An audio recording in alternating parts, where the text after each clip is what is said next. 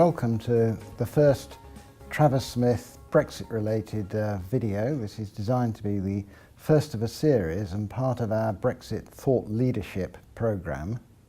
I'm delighted to be joined today by Alexander Downer, who is Australia's Minister for Foreign Affairs for a record-breaking 11.5 years. Since 2014, he has been the Australian High Commissioner here in London. Today we're going to explore some Brexit trade-related issues. For the purposes of the conversation, we will assume that the UK is outside the customs union and free to pursue its own trade policy. Now, so I can start by asking Alexander whether it is true as reported that Australia is keen for an early post-Brexit trade agreement with the UK, and what you see as the most difficult issues in the negotiations. Well, first of all, we are always up for free trade agreements. The ideal would be a world which is a free trade area. The second best is a series of plurilateral trade agreements, and the third best is bilateral trade agreements, and the worst thing to have is just a world of protectionism. So we take what we can get. We hope to negotiate a free trade agreement with the European Union, and with Britain leaving the European Union, we're very happy to negotiate a separate free trade agreement with the UK when the time is right. What will the difficulties be? Well, I imagine one of the difficulties will be the British government weighing up how it should handle the issue of agriculture. Though in the main this shouldn't be a problem for Britain, because we wouldn't be looking at huge markets here for beef and lamb, which are the two most sensitive areas in agriculture. On the other hand, there could be good markets for us in areas like sugar and horticulture, and we're not competing, particularly when it comes to horticulture. We're not competing with the British citrus industry or anything like that, which doesn't exist. So those things might be quite easy in the negotiations. Overall, I think it could be quite an easy negotiation with the UK. And what UK sectors do you think would benefit from a UK-Australia trade agreement? In other words, what can we sell more of to you? Well, you never know. You never know a couple of things. First of all, you never know what business is going to do.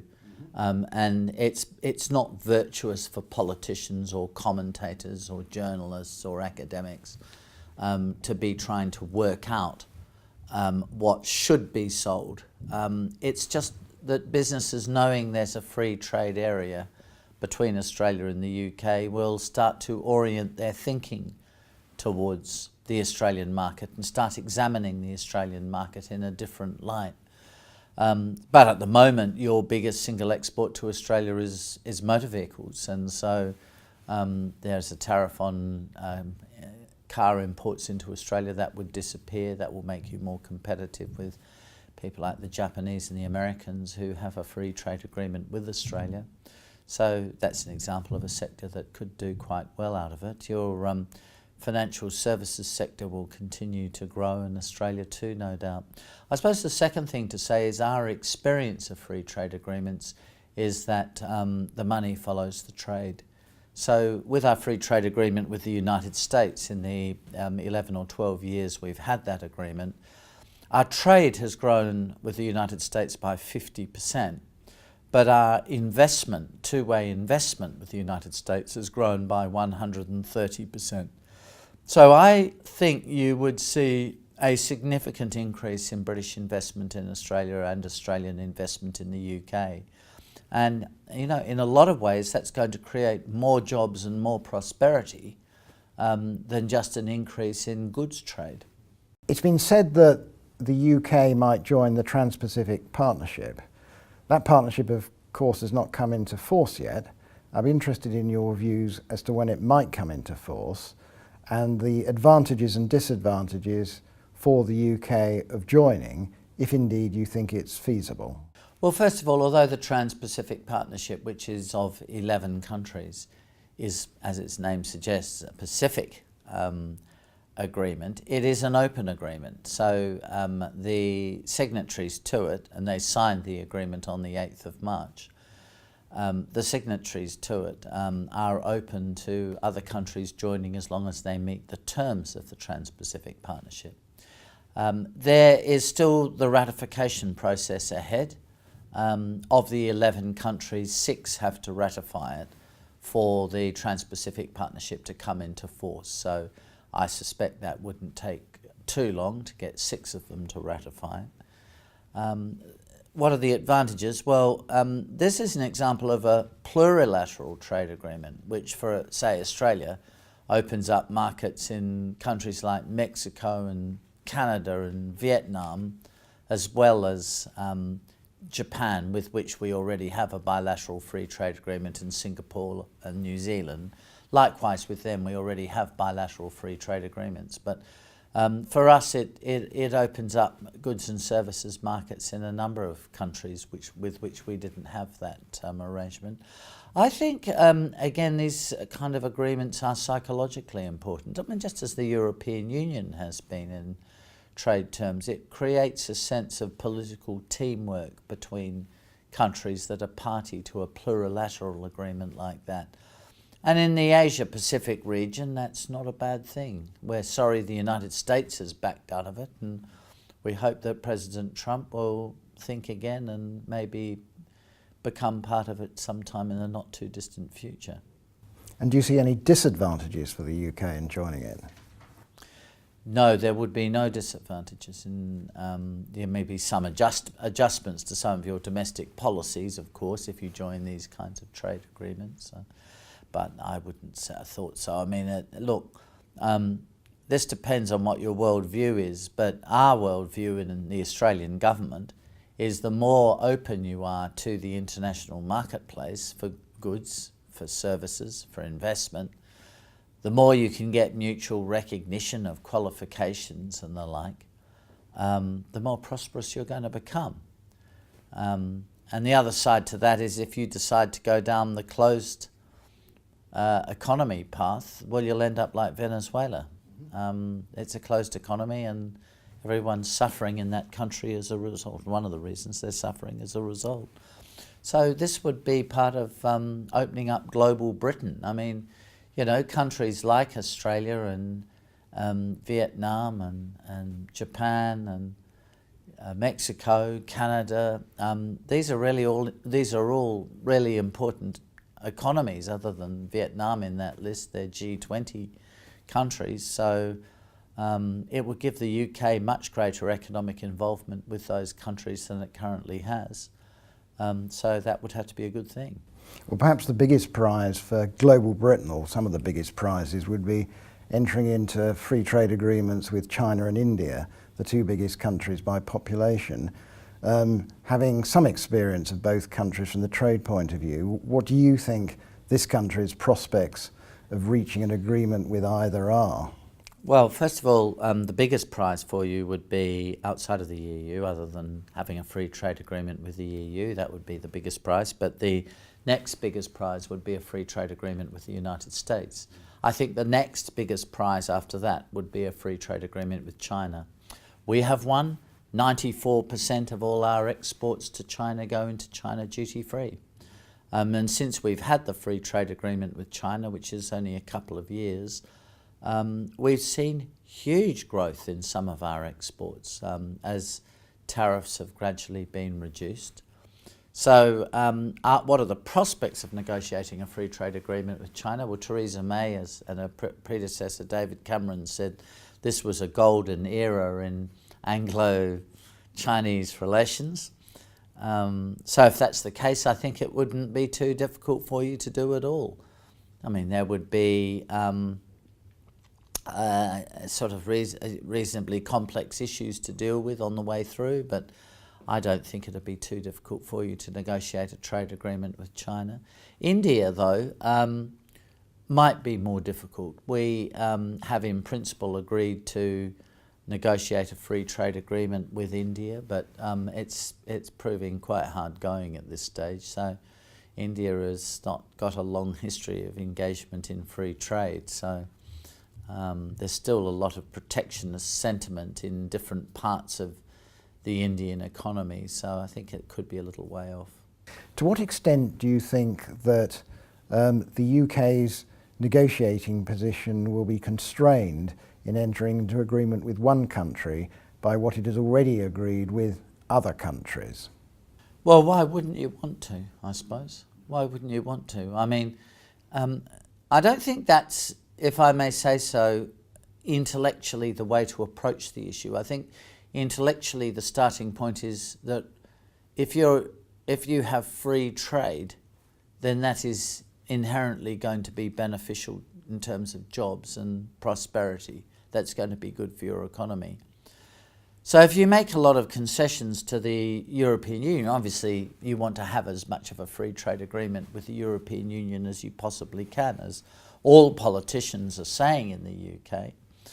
And if that's the case, and you need to pass on some of those terms to other countries, it can only be a good thing, not a bad thing. So that's how to think about it. I think it's more the other way around. If trade agreements with one country lead to some constraints on trade agreements with other countries, that's not necessarily desirable. But we don't have that situation really in any substantial way in Australia. We have a free trade agreement with China. We have a free trade agreement with the United States. We have one with Japan. We have one with the Republic of Korea. We have them with smaller economies like Singapore and New Zealand and so on, Thailand. They all work pretty well, really, and the fact of one hasn't been much of a problem in terms of negotiating another. Okay, so you wouldn't see from the other perspective, the EU perspective, the fact that it's agreed most favoured nation terms with other countries, South Korea springs to mind, as being an inhibitor for it in its negotiations with the UK? Well, they shouldn't do. Again, it depends what their mindset is. If they are committed to a liberal a world of liberal trade, and interestingly enough, the political and bureaucratic leaders of the European Union say they are, then that shouldn't be a problem. But you know, it's not for me to speculate on what the internal politics of the European Union may be, but you know, some of those issues may come into play. But I mean, overall, that shouldn't be a problem. The UK is party to 50 or 60 free trade agreements through its membership of the EU.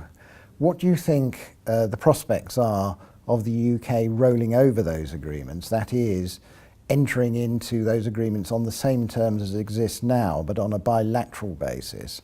And do you think any of those countries will take advantage of this opportunity to try to renegotiate any of the terms of those agreements with the UK? Well, the only terms that would be worse for the UK would be more protectionist terms, and I don't think they're going to do that. I think that if anything, I mean, they may just roll over these agreements in the short term. We'll have to wait and see. But in the medium term, they may turn to you and say, we'd like, nevertheless, better conditions to be inserted into these agreements. But by that, they would be looking at less protection than exists in the agreements with the EU. Well, you would be well advised to accept that offer. That wouldn't be worse terms, they would be better terms.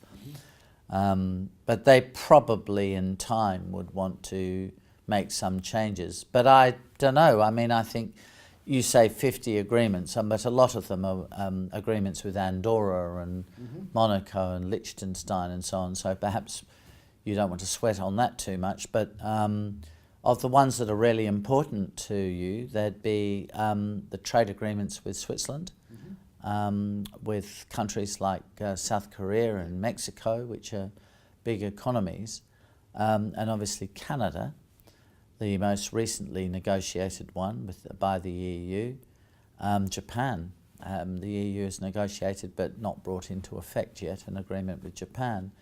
Incorporating these in the short term, it'll depend on their cooperation, but that might not be too difficult. But I suspect in time they will decide they want to make the agreements even better and you would be wise to accept those offers. Okay. Well, we've seen the spark of some difficulty already in the US, New Zealand and Brazil are arguing about the way the EU and the UK are suggesting splitting WTO quotas. I'd be interested to know the Australian perspective on that and how you think the debate relating to those quotas might unfold. Well, this is a short-term issue, so this isn't about the free trade agreements. This is about the current situation where the European Union, which is highly protectionist in a lot of areas, let's not beat around the bush, there is very heavy protection in the European Union in a whole range of different economic sectors, has a system of what are called tariff rate quotas. So quotas in thousands of tonnes of product that can be sold into the European Union at much lower tariff rates than the standard tariff rate. Now, our basic view is that the New Zealanders and the Brazilians and the like are completely right. So on leaving the European Union argues, well, if you take an average of perhaps the last 3 years of all of the, say, beef that has been exported to the European Union, a certain amount has gone to the UK. So we will reduce our tariff rate quota in the European Union by that much. And the UK will then have a separate tariff rate quota, which is the remainder, which is the amount that was exported to the UK over the past 3 years. Now, we think this is a pretty bad deal for us. We think that the EU should keep the tariff rate quotas that currently exist, even without the UK, and the UK should make separate arrangements with our countries to make sure that we have substantial access to the British market. And the British government says it's for free trade, so we would like to hold them to that. If we go along with the current plan, then some of the quotas which we will have, which will be, as far as the UK is concerned, will be so small that it won't be worth our while shipping the product to the UK. And so in that sense, we will have lost the quota, or lost a part of the quota. And we'll have a smaller quota within the rest of the EU. So we're very sympathetic with New Zealand and Brazil, and I know they signed a letter. We didn't sign the letter, but Argentina and so on, these countries are pretty unhappy about this plan, so we share their concerns. And how do you think that is then going to be resolved? Well, the British government's going to have to think about that, and so for that matter is Brussels, because they have in the end to get the WTO to agree to this adjustment to the tariff rate quotas. And the WTO works by consensus, and as you already know, our countries are resisting this simple splitting of the quotas plan that the EU and the UK have developed. So they'll have to think of some alternative plan that's more acceptable to those countries. And I would have thought changing the way the quotas work in the UK, so that instead of being country-specific quotas, they're global quotas, and so all of the relevant countries can compete against each other for a share of that market would be a much better way to go. Good for the UK, because it creates a more competitive market, and fine for a country like Australia, which is prepared to take its chances competing with Brazil and Uruguay and Argentina and New Zealand. We don't always win every competition, of course, and a lot of people in the UK know that sometimes we lose, but we're always up for a competition. We're always up for the fight, so we would rather do it that way. Okay. Just turning to the timing of trade agreements, how quickly do you think the UK can enter into a free trade agreement with Australia? Well, what delays negotiations on trade agreements is, not surprisingly, disagreement. And what causes disagreement is that one side wants to protect a particular industry, doesn't want to open up a particular market, wants to restrict access to a particular market. So the interlocutor may say, well, if you're going to do that, we're going to restrict your access to some other area of the economy. And these sort of negotiations can be tortuous and can take a long time. On the other hand, if you have the mindset that opening up, say, the Australian market is by definition good for Britain, and opening up the British market for Australia is also good for Britain, if you have that mindset, which means if you've done a degree in economics, you'll definitely know that's the case. If you have that mindset, then a free trade agreement can be very easy to negotiate. To paraphrase Theresa May, free trade means free trade. And if you say we're up for free trade, and Australia says we're up for free trade, then this won't take long. We negotiated a free trade agreement with the United States, the world's biggest economy, and it took us 15 months to negotiate. So, you know, it can be done if you want free trade. Yeah. With the EU, though, the range and complexity of issues is much, much greater than it would be with Australia. If we have a transition agreement that only extends to December 2020, what do you think realistically are the prospects of actually negotiating a free trade agreement in a relatively short space of time? Well, I think we'll be guided by what the British government says, and won't try to do anything that makes them feel uncomfortable. But as I understand it, their expectation is they will be able to negotiate a free trade agreement once they technically leave the EU after the 29th of March 2019. So negotiate it through the transitional phase. But I think unlikely that it would be able to come into force during the transitional phase, and I can't see how that would work.